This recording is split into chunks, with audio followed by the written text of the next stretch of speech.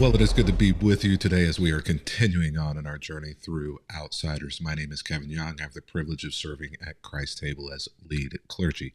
If you'd like to find out more about Christ Table, you can visit that URL that is right there, www.christstable.today. When you get there, we encourage you to sign up for our email list. And if you are looking for places where you can utilize your generosity, we do thank you very much for your donations to Christ Table. Is the only way that we are able to continue these.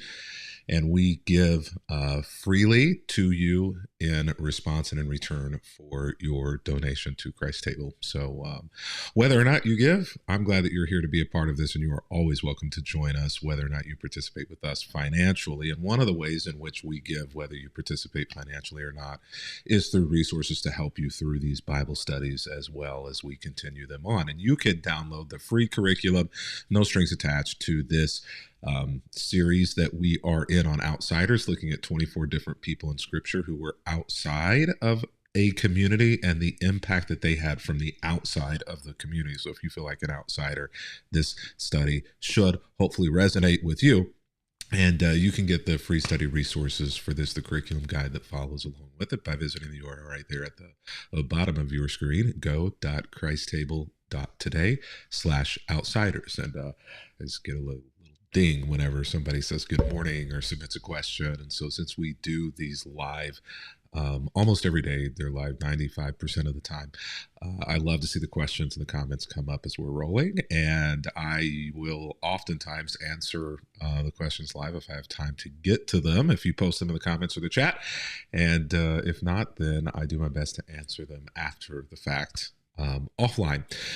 So today we find ourselves looking at a story that I regularly return to because I think it is one of the most important stories in the New Testament that we are told about Jesus. It is a lengthy story, and so I'm going to put a lot of the verses up on your screen, however and wherever you're watching this morning, but I'm not going to do them all. We're going to roll maybe about a third or closer to a halfway point through this text, and then I'm going to encourage you to sit down with your device or with your actual physical Bible and read the rest. And I'd love to hear what your thoughts are, because I'm going to set up a few things in this, and then your reading and the rest of the passage, if you choose to do so, will kind of help guide where that goes in your thinking. I'd love to hear some feedback from you offline as you read this later as to what your thoughts were and how the things that we talk about tie into that. But we're going to find ourselves in John chapter 4, verses 1 through 42. Now, John lays things out sometimes not in chronological order, but from best we can tell, this story happens either at or near the very beginning of Jesus' ministry, or maybe just before he kind of officially begins in Galilee to teach and preach and do miracles and healings. But we still think that it was at some point within his ministry because there are disciples who are present. So with that set up, here we go in John chapter 4. Jesus knew that the Pharisees had heard that he was baptizing and making more disciples than John. Now, I don't know if it was a competition or not, but what we do know is that before we've gotten to this passage, there has been some concern about Jesus and more so John. John kind of came on the scene before Jesus, teaching in the wilderness, calling people to a different kingdom than maybe the one that they felt like they were a part of, a new kingdom of God, this thing that God was doing that was going to be new, that was going to be fresh, that was going to be radical. And he was doing something that was very kind of old school, and that is baptizing people who wanted to be followers of this new direction that God was doing. And so that had kind of gotten under the skin of the religious leaders and the systems and the traditionalists who were there, understandably. And so the Pharisees start paying attention to Jesus because they hear that Jesus is baptizing and making more disciples than John. And if they were concerned about John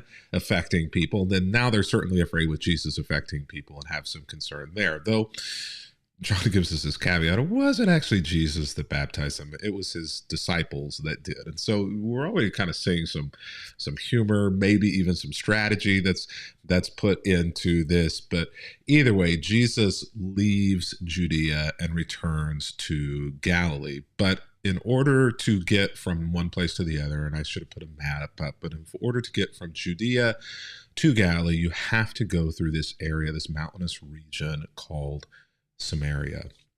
And he comes to this Samaritan village in Sychar near the field that Jacob gave to his son. And Jacob's well is there, and Jesus is tired from a long walk, and he sits wearily beside the well about noontime. And I have to just tell you that Jesus, now we have this location, this setting set up that is near a field that Jacob is said to have given to his son Joseph, that Jacob's well is actually on this field, and that this is in Samaria. And we have this scene painted of Jesus being here, and he probably shouldn't be here. He's a fish out of water. He is somebody who is ethnic in an area where ethnic people, Jews especially, or exclusively, are not really welcome to be. There's a lot of hostility between this area, Samaria, and those who are Jewish. And Samaria was surrounded by Israel. And so there was, if you get from point A to point B, from the north to the south, in Israel, going through Samaria was the easiest way to go. But most Jews went around Samaria. They weren't welcome. There was a lot of hostility. There could be physical hostility taken out if you go through this. And so they just avoided it. They took the long way around. And we all do this, right? You see somebody in the grocery store that you don't want to interact with, or that you don't like, or that doesn't like you, or that is a close talker or a very difficult person. And what do? You do your best to avoid that aisle until they're out of it, right?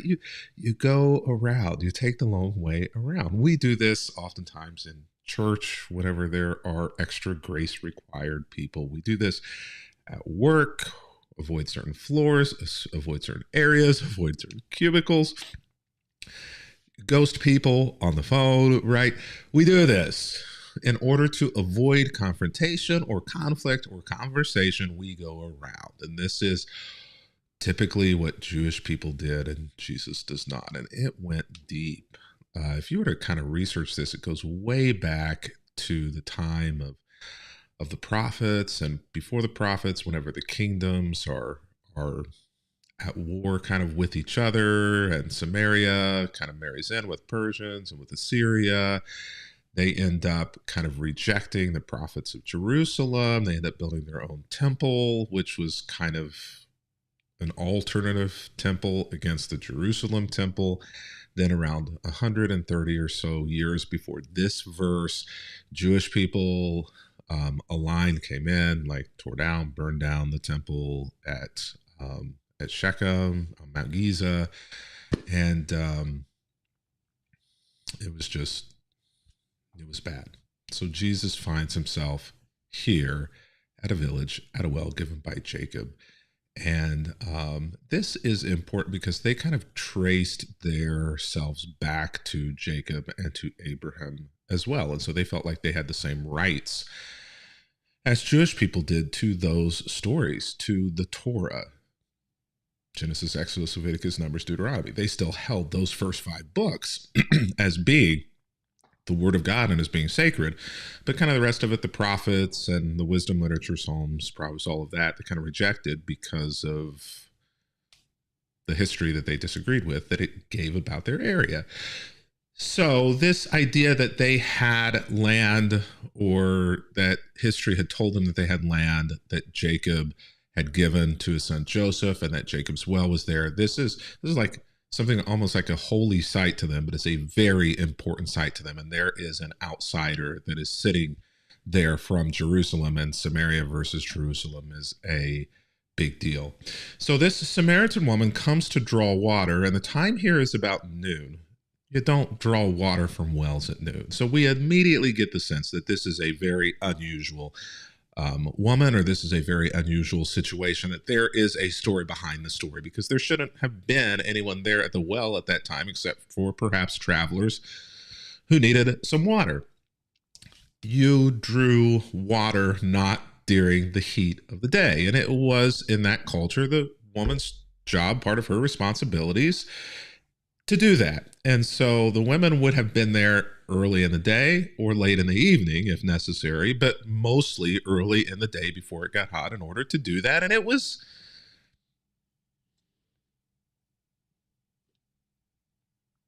a bit of an opportunity to share the stories that were going on. It's a bit of a soap opera. It was a community gathering. And we know this from historical record, and just that it was a great kind of gossip fest. Men get together, they gossip. Women get together, we talk, we share stories, we tell what's going on so that everybody else knows what's going on. And in a small town, this is kind of important, so that everybody knows everything that's going on and there aren't any surprises.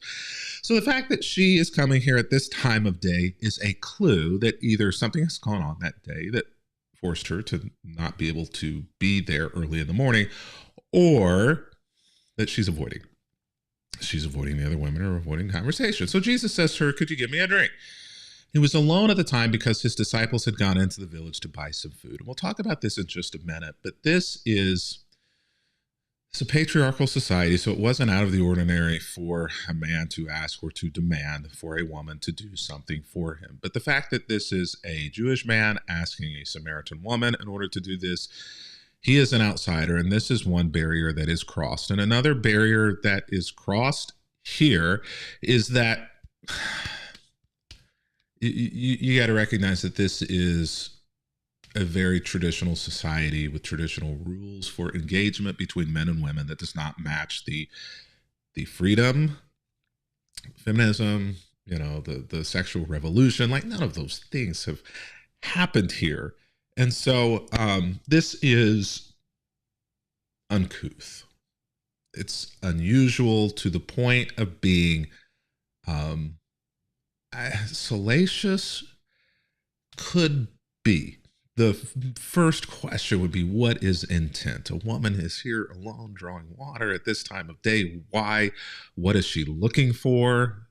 Oftentimes, women would do this looking for other things, or making themselves available for other things, and men would hang around at this time, recognizing that would be the case as well. And so, is that what she's doing? Is that why she's here? Is there some other situation that's going on? We're going to make an assumption that that's not why Jesus is here. It's very early in his ministry, though. Not a lot of people know a lot about him yet. We don't even know a lot about him yet, if we're reading the story without knowing the rest of the story. So this is raising a lot of questions in our mind. And John seems to be intentionally asking us or encouraging us to ask those questions, because he's given us the time of day, which clues us in that there's something here that's going on that we don't fully understand. And he's also given us another detail. Concrete details are red flags. He's also given us another detail here that says that the disciples weren't with him, that he was alone. That is a clue. Why is John telling us that? That must be important. So the woman was surprised that he said anything at all or asked her to do anything, for Jews refused to have anything to do with Samaritans. Samaritans hated Jewish people, but Jewish people hated Samaritans probably even more. She said to Jesus, "You're a Jew. I'm a Samaritan woman. Why are you asking me for a drink?" I inserted that, but you got to kind of read these things, right? Like they would have been. There was surprise, shock, probably disdain that's a part of this. She's not having any of it. Seems to be a very straight talker. So Jesus just like completely takes a left turn. If you only knew, he doesn't answer a question. If you only knew the gift that God has for you and who you are speaking to, you have any idea, woman, who you're speaking to? You asked me to be giving you water. And she's probably sitting there thinking, WTA. She's like, what the heck? You're where you're not supposed to be, engaging me. I'm not even supposed to be having conversation with you. Now you're asking me to do something for you. And when I ask why are you asking that? That's weird. Why are you here?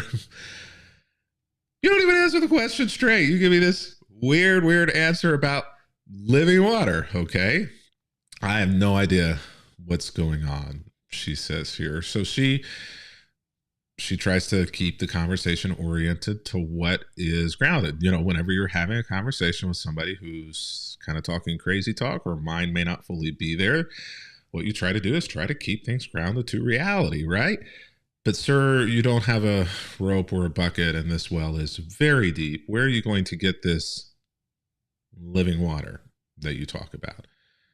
And besides, now she's like, you Jewish people are weird or crazy. Maybe everything I've been told about you and everything, maybe it's true here, and you're just confirming the biases that I already have.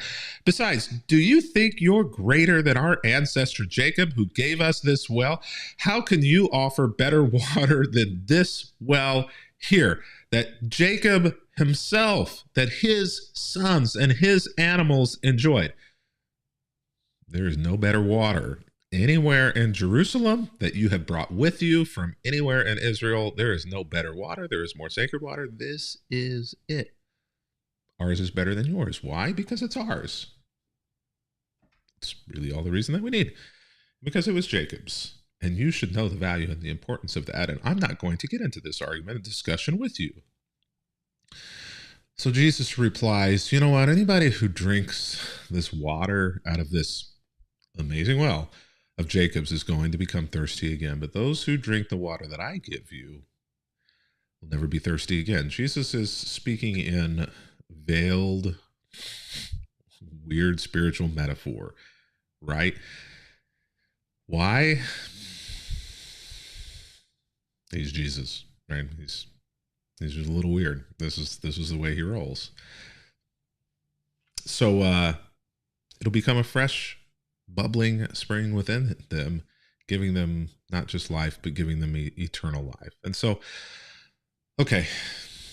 So I don't know whether she's like all in at this point, or I don't know whether she's just like, whenever, you know, somebody has dementia or Alzheimer's, oftentimes it's better to just kind of enter into the reality in which they are. If they're not living currently in the full reality of what is, but are living in some other reality, oftentimes it's simpler to navigate by just kind of joining them in their reality, which maybe that's what she's doing here. Maybe she's all in. Maybe she's calling this bluff. Who knows?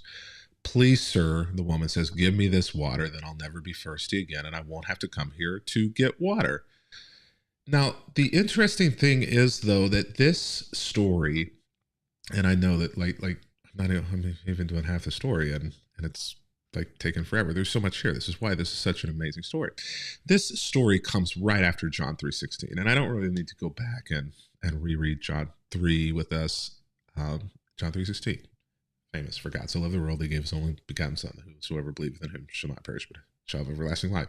You can tell I memorized it in the King James. Well, that verse, that famous verse, John 3:16, it comes in this story about Jesus meeting with somebody else by the name of Nicodemus. And Nicodemus interacts with Jesus under the cover of darkness and night, and doesn't at this point in the story of John, get to a point of belief or understanding or connection with Jesus. And so we kind of have these two stories, I think, intentionally set together with each other, where you have Nicodemus, somebody who was Jewish, but was an outsider from this idea of religious faith, or seeing Jesus at least as the Messiah, and under the cover of darkness, and doesn't get it yet, where we then move immediately to somebody who is a female, so one mark against her, who's a Samaritan. Nicodemus was a male, one check for him. She's a female, one mark against her. Nicodemus was one of the religious leaders, if I'm correct in remembering, one of the Pharisees, and so a check mark for him. She, woman, nobody in Samaria, not Jewish, no check mark for her, mark against her. Nicodemus doesn't get it or understand or come around at that moment. She does, um, seemingly. So get this water so that I can never thirst again. And Jesus says, go and get your husband. And this changes the nature of the conversation because she says, I don't have a husband. And Jesus says, yeah, you're right. You don't have a husband. You've had 5 husbands and you aren't even married to the one you're living with now. You're telling the truth. Now, I've talked about this before, but if this is the first time that you've really heard me talk about it, I can't go in depth here, but I just want to say we have essentially lied and misrepresented this woman for centuries and for millennia. We've made her out to be a woman who is fast and furious with the men. We made this woman out to be a loose woman who's sex driven, who's just turning men out. This is not possible in that culture. First of all, it says husband. So it's not like she's a prostitute. Okay. And so at this point, we kind of get the impression now that she's not at the well prostituting herself. She is living with a man. They are not married, but she's been married 5 times before. But we say all these negative things about this woman, and they just can't be true. There are a couple of explanations for what this can be, but it can't be that she is a sexual deviant or that she's a prostitute. She's been married to these 5 men, and women had no agency in this time. Women had no ability to divorce a man, which meant that all 5 of those men divorced her. Did all 5 of those men divorce her for being unfaithful in a small town? Word gets around? No. They wouldn't have married her in the first place. Really, the only explanation that logically fits here, and this is a big deal in those days, is that she is barren, that she was unable to produce children. That is a big deal. The family line must continue. The line of Jacob, must continue. And so she had almost assuredly been rejected and divorced by 5 men on the basis that she did not produce children, probably within a year or not much longer than that of having been married. And so this last guy, at this point, everybody knows she ain't having children. Something is wrong with her, probably the judgment of God, who knows, but don't marry her if you want kids. And everybody wanted kids. And so this last guy whom she's with is using her, is abusing her. And we have abused her and used her story for years in order to tell a wrong story about her. One other clue that we know that this is likely true is that she goes back into the town and she has a reputation. She has cachet with the rest of the women and the people in town because they believe her report about Jesus and come out to see what's going on at the well from the city. They wouldn't have done that if she was a woman of the night, if she was a woman of the noon, if she was a woman of ill repute. She would have had no ability to command any respect with the testimony of her story, and she does. And so we know that she's not living in a situation now where people see her as being a woman of sex and of prostitution and of churning out men. Now probably there's a lot of sympathy for her and maybe a fair amount of empathy and sadness that she's being used and abused by this man. Sir, the woman says, you must be a prophet. So if you're a prophet and you know things, that means you're not just Jewish, you're way Jewish. Tell me, why is it that you Jews insist that Jerusalem is the only place of worship, and Jews did, while we Samaritans claim it is here? I said the wrong mountain name, Mount Giza. Giza, that's like Egypt. Sorry, Mount Gerizim, where our ancestors worshipped. Why is that? You're trying to sell me on your God, and you are speaking truths that don't match up with the truths that I've learned. And Jesus replied, someday soon it's not going to matter. The time is coming when it's not going to matter whether you worship the Father on this mountain or in Jerusalem. There are so many things that I could say here about today where people try to make things matter that don't matter about where you worship and how you worship. Jesus said himself, there's going to be a day that will come where it isn't going to matter. And that day is here, and that day I think, happened at the death, burial, and the resurrection, whenever everything changed. But you Samaritans, you know very little about the one you worship, while we Jews know all about him, for salvation comes to the Jews. Jesus is saying it's not always going to be that way. The time is coming, it's here now, even when true people, true worshipers of God, will worship in the spirit and in truth. And the Father is looking for those who will worship him that way, worship him rightly, not through the ways in which they practice, believing that that saves them, but that simply the relationship and worshiping in spirit and truth. For God is spirit, and those who worship him must worship in spirit and in truth. So the woman says, I know that the Messiah is coming, the one who's called Christ. When he comes, he will explain everything to us. And Jesus says, yeah, ding, ding, ding, ding, ding, right here, just a couple of feet away from you, flesh and blood. And just then his disciples come back. So this story is just so well written dramatically. And they were shocked. They were appalled. They were annoyed and frustrated and thinking the worst, that they find him talking to a woman at noon at a well, and this well, but none of them had the nerve to ask, what do you want with her? And this is a really great question, because their assumption is immediately what we said in the beginning likely was what was going on here, is that their assumption is that it's very early in Jesus' ministry. They don't know. Well, we know how the story goes, that many people who are great leaders are also great mavericks when it comes to relationships. They enjoy the bed, right? Sexual deviancy tends to sadly be a vice of many people who are able to woo people publicly into believing or thinking things. Also have a penchant for wooing people sexually into these. Not everyone, not all the time, but I'm just saying sometimes those things go together. And perhaps here there was a thought that, ooh, perhaps he is another one of those types of people. What do you want with her? That is a question that is legitimately framed as an accusation. And there was history for this, in that historically, even if you go back to the Pentateuch, brides, mates, partners, significant others were found at wells. Jacob, his story rotates around finding a one at a well.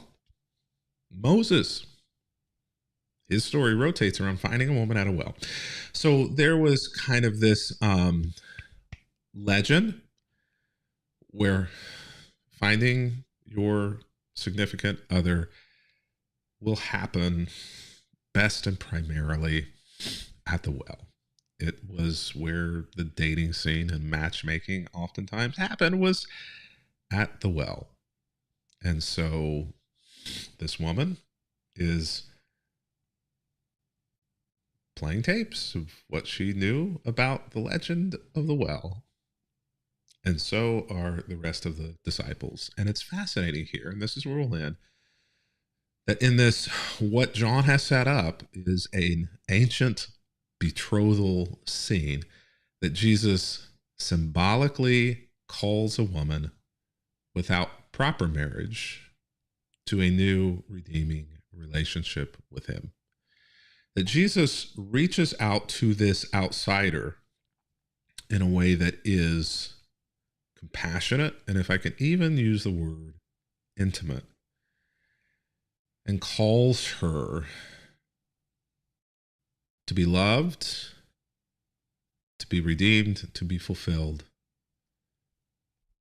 through his truth, the spirit and truth. So we have these actors and metaphors and symbols here.